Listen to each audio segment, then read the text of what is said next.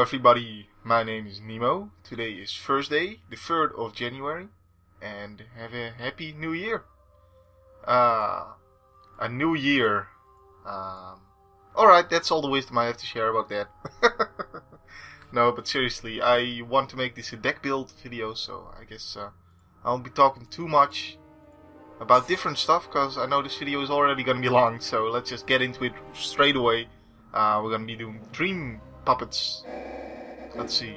Nope, can't handle it. I can't make it. There's Dream Puppets. Alright, so this deck, I've already have it built the way I want it. I'm just going to show you why and how I built it.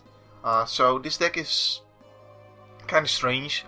It is obviously the mill deck, and the most obvious thing to do with it is to make it try and mill people. But I found that that is the best way to build this deck. So why is that? Why is it that this deck kind of fails at what it's trying to do, and I have to build it differently? Well, I think this deck is kind of trying to be something that it really isn't. And that's basically kind of like a weird version of a Turbo Fog deck. And the Turbo Fog deck is a deck that tries to focus on cards like this right here, Howling Mine, that draw both of you more cards, and cards like Font of Mythos that do the same thing, and just those cards is what a Turbo Fog deck would try to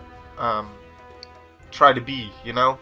And that's what this deck is kind of trying to be. But a Turbo Fog deck, obviously the turbo part stands to drawing so many cards and everything, you know, being faster than a normal game of Magic.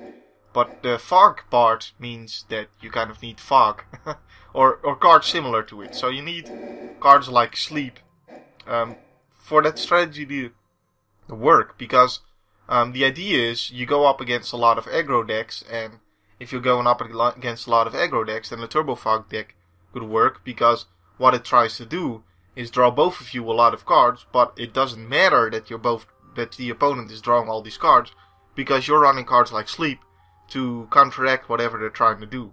So if you're drawing enough, normally this doesn't work. Cards like Sleep aren't that powerful, because you're drawing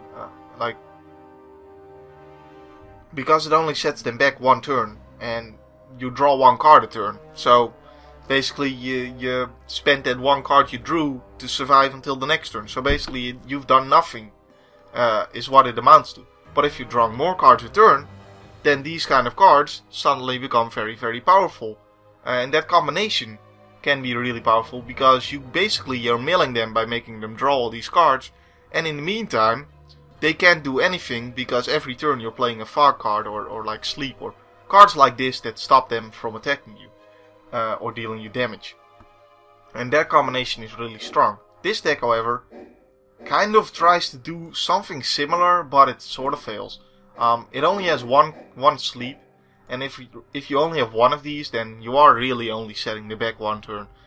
If you have multiples, like if you have enough of these in the deck, then basically you could keep them busy forever, you know. But if it's only one of them, then you spent 4 mana to do nothing, because they're still gonna play another dude that turn, and they're gonna advance their board position. You're not gonna advance your board position, and you only stop them for one turn. So then it's not really good. But in multiples it would be good, but unfortunately that's not the case with this deck, so it doesn't work like that. So what it does have is cards like Unsummon, and it has Crippling Chill, and it has Aether Mutation, Aether Adapt, and stuff like that to try and stop the opponent, and some counter spells. But that's not as powerful of a combination with the Howling Mines, and I don't think it works well enough that this deck works when you build it like that. So because this, for instance, this focuses on slowing them down a little bit by slowing one of their creatures down and drawing you a card, which, you know, in a normal deck would be fine. But if you have Howling Mines and you don't really care about the draw a card part, and you would rather this be a more powerful card for 3 mana to stop more of their side rather than just one creature, you know. So the combination of that doesn't really work that well, and I get that they probably did that because if this was a straight up Turbo Fog deck, it might be way too powerful in this format, but it is kind of sad for this deck, and it means that you can't build a deck to be a turbo mill deck, or at least I think it doesn't work that well, and it's not reliable enough that I like that build of this deck. So instead, what I have done is to just simply change the deck to be more of a creature-centered deck, and I say that lightly because there's only 42.9% creatures in the deck, so it's not really focused on creatures. But the way I've built it right now, it wins more often with combat damage than it wins by milling them. Milling is really plan B with this deck build. So let's just go over it and see what I can tell you about these cards. So Hedron Crab, while I was just talking about how milling is plan B, this can be really powerful, and you do need some mill cards in the deck regardless, because you're gonna have to focus on Jace's Phantasms, because there's 4 of them in the deck, and they are some of your more powerful creatures. I've already left out one of the Phantasms to instead include a little bit more mill, because I felt like I was drawing them a little bit too much, and if you draw too many of these, then you're drawing them instead of drawing mill that can make these 5/5s, you know? So it's, yeah, they become a little bit weaker in multiples when you're drawing those instead of drawing some cards to actually make them into 5/5s. I just repeated myself. Yay! But I hope you understand. But Hedron Crab is a very powerful card, and it is an O2 wall turn 1, which can be powerful against decks like Goblins, of course. So you definitely want to leave that in there. Free Jace's Phantasms, because I don't want too many, I just told you. Grindstone is a horrible card, way too slow, doesn't do much, not good in the mill variety, or at least the variety where you're really trying to go for the mill as fast as possible. Not good in the other variety as well. Fart Scour draws you a card and mills them a little bit. And I like that. I mean, it replaces itself. It's only 1 mana, it draws you another card. That's great. I like it. And cards like this mean that you're going to draw more lands because you're going through your deck faster. So you're gonna find those lands faster. So that also means that it's sort of like ramping you, I guess. Kinda like ramping you, because it helps make sure you draw more lands rather than other cards. Because these 3 land cards might as well not be there, because you're gonna use them and draw another card, basically. So it's like running 57 cards, and with 57 cards, the ratio of land to cards is better, you know, with 25 lands than 25 lands and 60 cards. So that's basically the gist of it. Here's another card that draws you another card. Usually, I just do it to draw me another card, but it never really sets me back, because it's only 1 mana. And every once in a while I happen to be able to draw 3 cards, and then it's great. Then there's Prosperity. Each player draws X cards. Since I'm not running Howling Mines or Font of Nephosis, I guess there's no point in drawing this as well. I do like the art of this though. Look at these golden trees here. Yeah, that is some prosperity, and these crystals in the background, man. I would love to be this guy walking around here. What is this path made of? I don't even know. It's got to be some kind of precious metal. Yeah. So we're not running this because we're not running that kind of deck. Tome Scour. For 1 mana, it mills them for 5. That's pretty good, but I feel like that's not doing enough to really make it worth it to me. Since I'm also not really focusing on the mill. Counterspell. It's pretty good. Just you run Counterspell, that seems obvious to me. Oh, wait. I'm skipping ahead, aren't I? Unsummon, didn't feel like it did enough for me for 1 mana. There's better cards to stop your opponent from doing stuff for a turn. And Unsummon was basically the 61st and 62nd card that I had to dump to get to the deck build that I'm at right now. So it's close, but no dice. I would have almost included this, but I wanted to include some different cards instead. For 1 mana, you could do worse than having Unsummon. Really, it is a pretty powerful card, but I feel like there's plenty more powerful bounce and stuff like that to keep your opponents busy within this deck, and I'd rather run those. Grind Clock, super slow. it's really slow. I sort of like the card, but it's a little bit too slow for my liking. So it's close again, but no dice. Howling Mine, we've already discussed why I'm not running those. Mind Sculpt, not running those either. I felt like I wanted to include one of them, but I never really had the place for it. And the reason is, of course, because milling 7 cards means it's easier to get these guys to be 5/5s early on. But I don't think it's worth it. And I'm not running the mill deck, so whatever. Into the Royal is a very powerful card. Draws you another card. Just really good, and I prefer it over Unsummon. Because when you play it for just 2 mana, it's only 1 more mana than Unsummon and does the same thing. But the upside is when you do have the 4 mana that you get to draw a card. So I feel like it's a better card than Unsummon. Jace's Erasure is... I'm hesitant, but I think I'd almost want to call these the best cards in the deck. Well, nah, Counterspell is probably the best card in the deck, but these are just really powerful, really good, and help you get the Phantasms to be 5/5s, and just milling the opponent a little bit, like not going for it straight, but like the whole deck build isn't based around milling the opponent, but doing it a little bit means they have to worry about 2 things, you know. So it's not always terrible to mill them a little bit, and they won't know whether you're trying to mill them or whether you're going for the combat damage until it's too late. It's kind of the idea. So, you know, and these are just really powerful. So it helps out, and there's more stuff than just the Phantasm that profits from there being cards in their graveyards.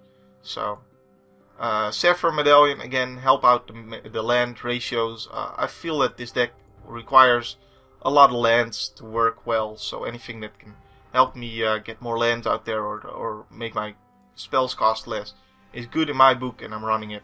Aether Adept, wow, these are just so powerful in this deck, because you get a dude out and they have to pick up whatever they just cast.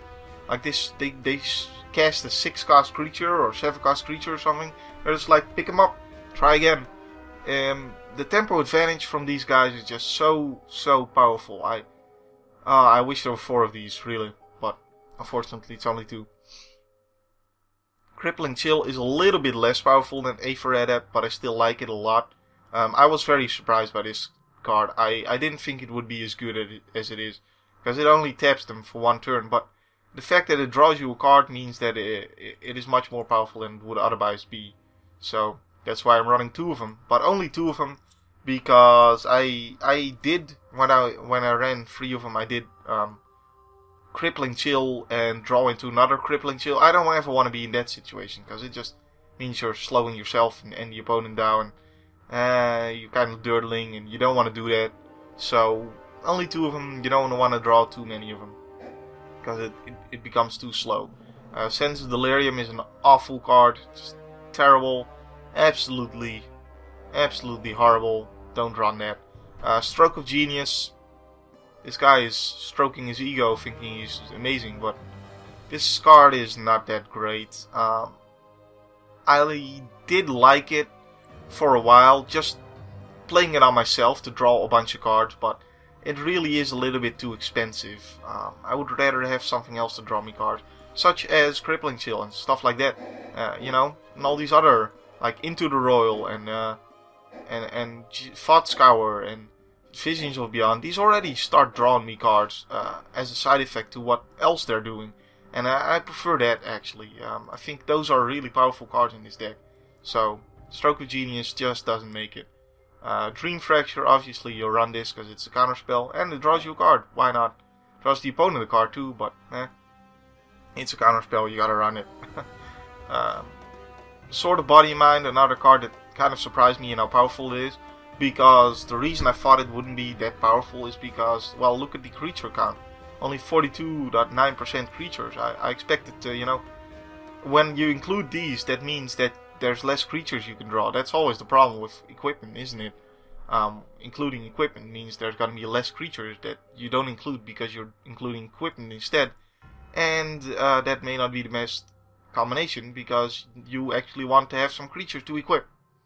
So that is a problem with these, but they are so very, very powerful that I need to include these. And the fact that whenever you strike you get a 2/2 green wolf means that if you get in once, it's going to provide for itself basically, because you can equip the green wolf then, even if you do kill your creature later on.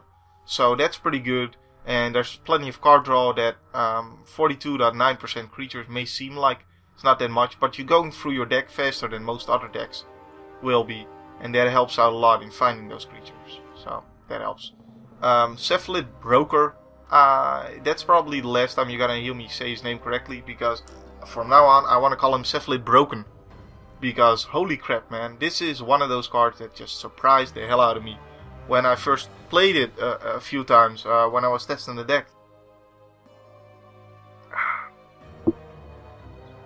I'm just so surprised that this guy is good as he is, because the trick is I'm not trying to mill the opponent, so I can easily see that the best thing to do with this card is usually to hit up myself and just get some cards I can choose. It's basically looting twice.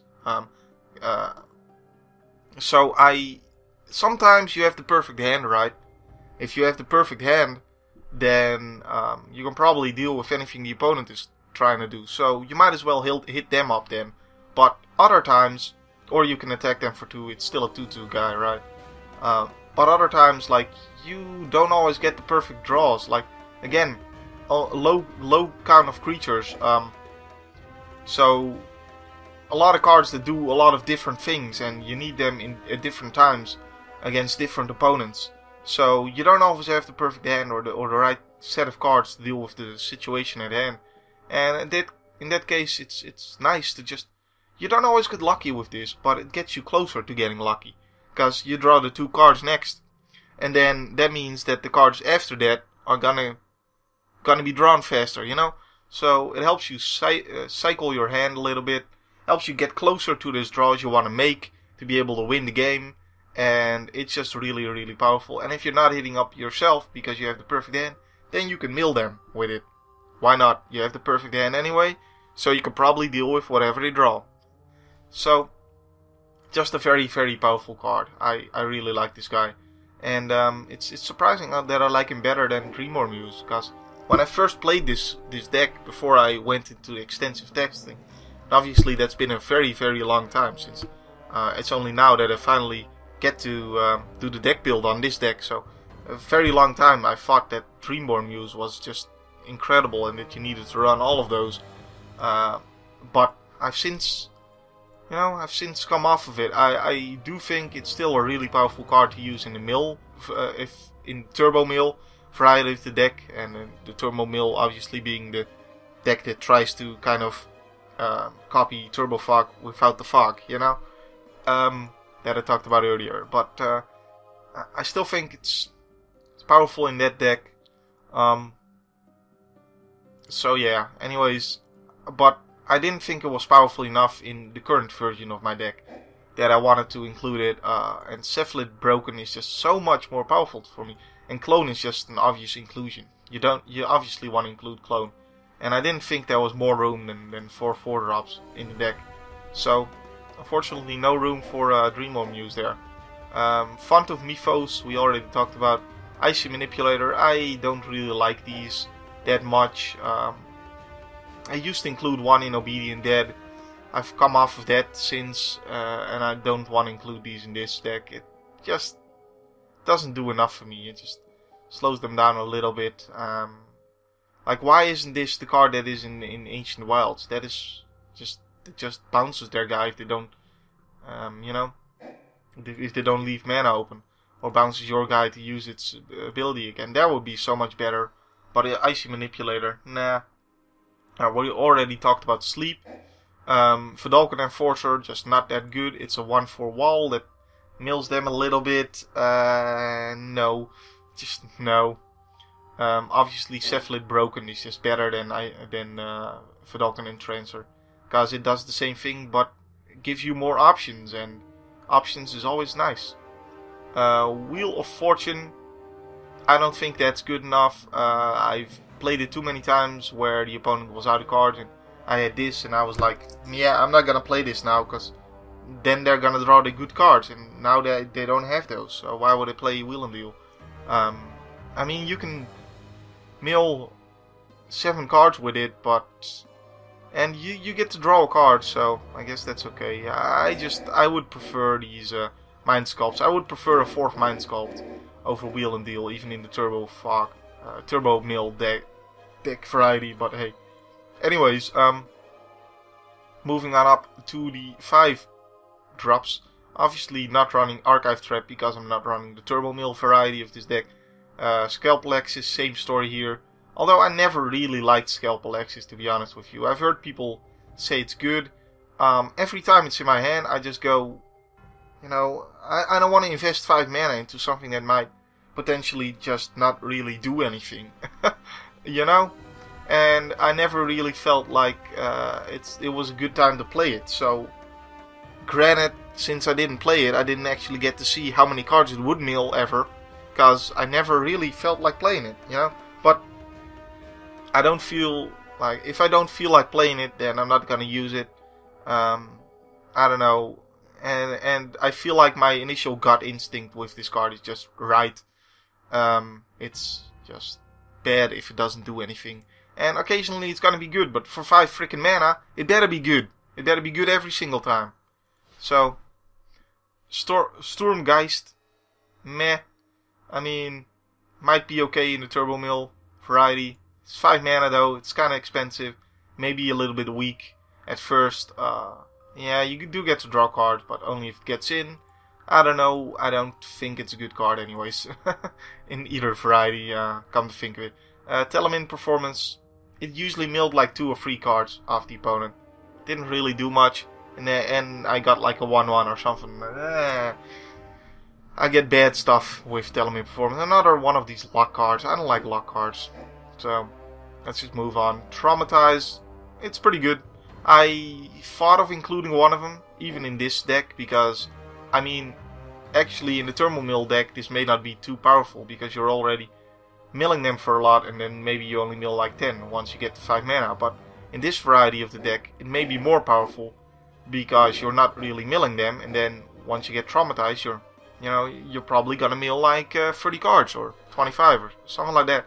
So it's gonna be a little bit better, but no, actually, I think 20 would be the highest number you could get with this card at normal circumstances. But yeah, I don't know. I like these 5 drops so much that I really don't want to include something like that in the deck, because Body Double is amazing and Mind Control is amazing. So those are the cards I'm running. Again, this deck, the way I built it, it's focused on controlling the battlefield.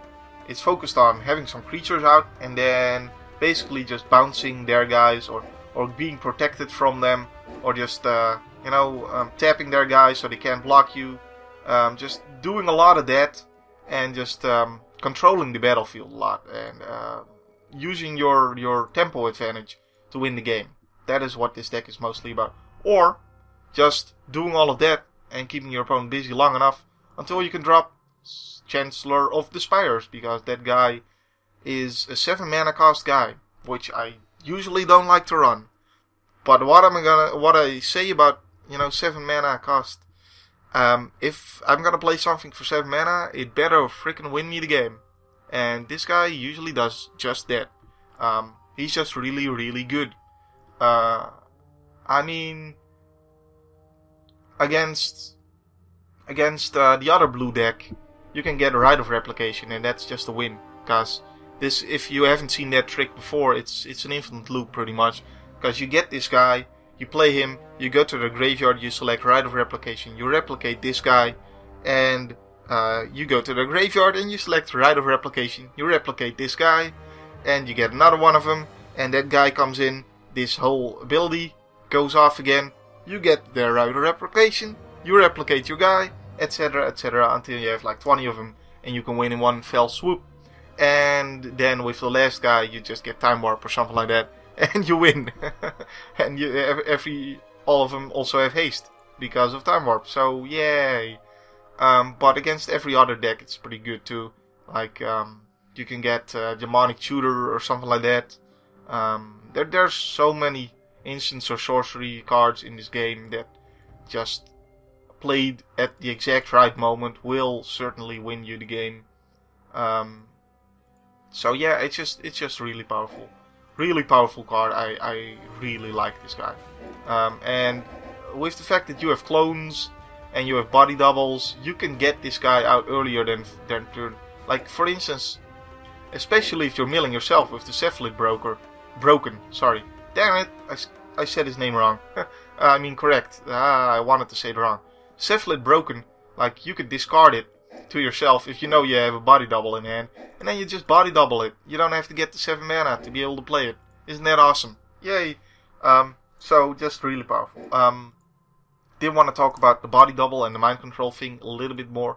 Obviously in the Turbo Mill variety, body double is more powerful, but I still really like it in my variety. But I think mind control in general is gonna do you more good because you're not milling as much cards. So mind control is more likely to be relevant. But when body double is relevant, it's extremely relevant. Like it can just immediately win you the game. Like I just told you about the combo with Chancelor of the Spires, right?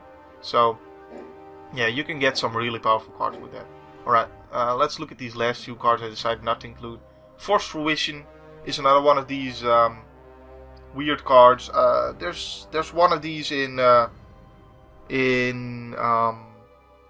Ancient Wilds. Ancient Wilds also has a 6-cost enchantment that whenever opponent casts a spell, you look at the top card of your library, and if it's a creature, you get to play that creature. And it could be really good. Could also not really do much. This thing at least always does something. I'm sure it's a little bit more powerful in Turbo Mill, but then again, in the Turbo Mill variant, you're probably losing the game with what's on board. And then if you get this, it may not save you from losing that turn, you know. And even if you don't lose that single turn, if you're losing on board, then the opponent doesn't have to play a spell. So why would he play a spell to draw 7 cards? You know? And the fact that you're playing a 6-cost enchantment, even in this variety of the build, you're probably going to be losing on board when you play a 6-cost enchantment, because you played 6-cost enchantment. So the opponent doesn't have to play spells.